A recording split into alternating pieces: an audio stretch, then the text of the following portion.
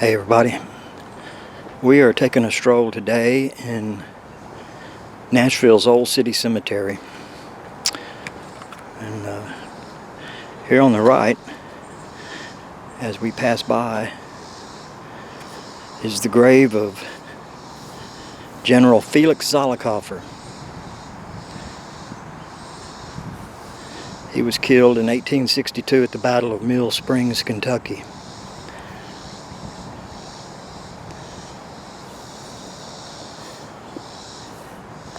I'd like to clean these headstones someday.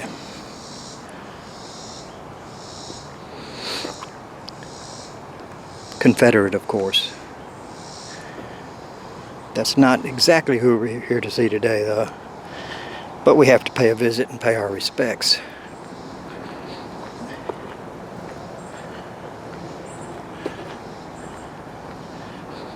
Many Nashville, former Nashville residents, many on the famous side, are buried here.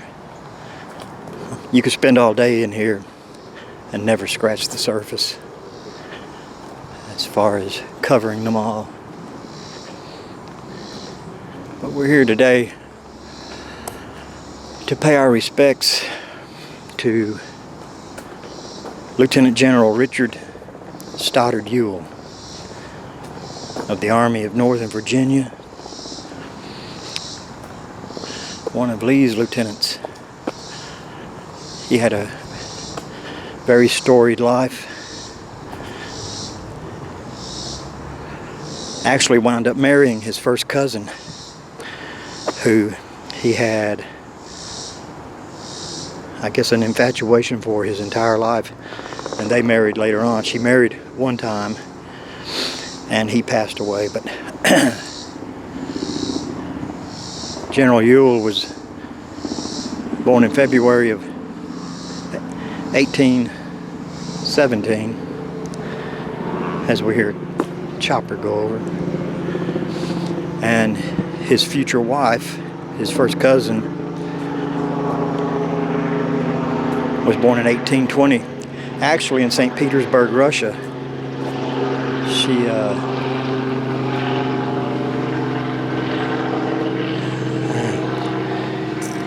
who knows how that got here. Her father was the minister to Russia at the time, and her mother was good friends with the Tsar's wife. And Lazinka, I hope I'm pronouncing that right, was actually named after the Tsarina. And General Ewell wound up graduating in the class of 1840, 13th in his class of West Point. Wound up spending years out west, escorting settlers to areas out there and fighting the Indians, while his future wife, Lazinka, was doing the married thing. I believe they had a couple of kids, her with her first husband, and then at some point, I don't remember the year, he passed away. General Ewell spent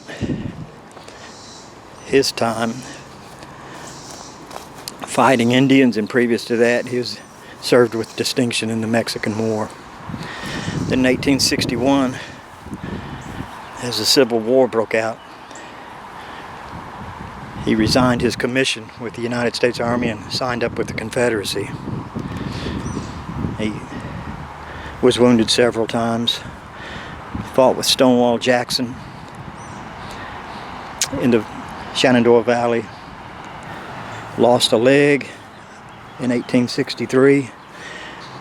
On May 26th, I believe, married Lazinka. She had nursed him back to health after losing that leg. This right here General Bushrod Johnson, actually one of the pallbearers at General Ewell's funeral. Also served for a while, Army of Northern Virginia. He served in both theaters of war.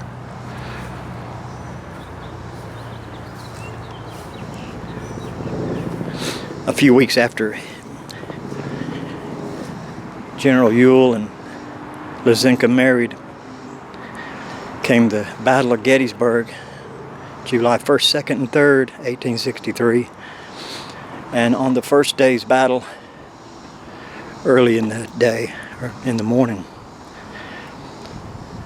Ewell's troops smashed the Union troops and ran them back through Gettysburg to Cemetery Hill. While they had them on the run, Lee's orders were to the general were to take that hill if practicable. Long story short, he didn't deem it practicable, and has taken a lot of grief through history. I believe losing that leg and then marrying the love of his life probably greatly affected his will to do battle. I don't know. That's just my opinion. We didn't come here today to praise him. We came here today to clean his headstone, which I'm pretty stoked about. After the war, General Ewell and his wife moved to Spring Hill, Tennessee. Had a few happy years there, and then early in the winter of 1872, they both came down with pneumonia, and they both succumbed to it.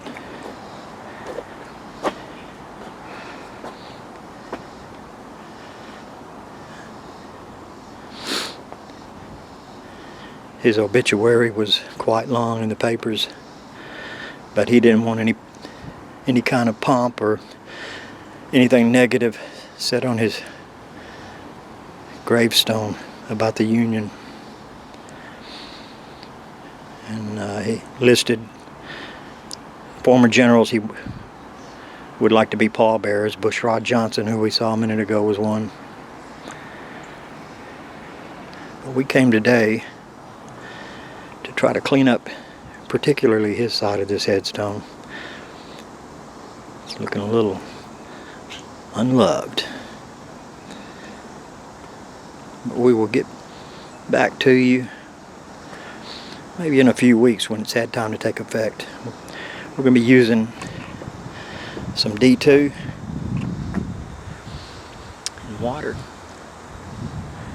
and we'll see how it goes. We'll catch you later.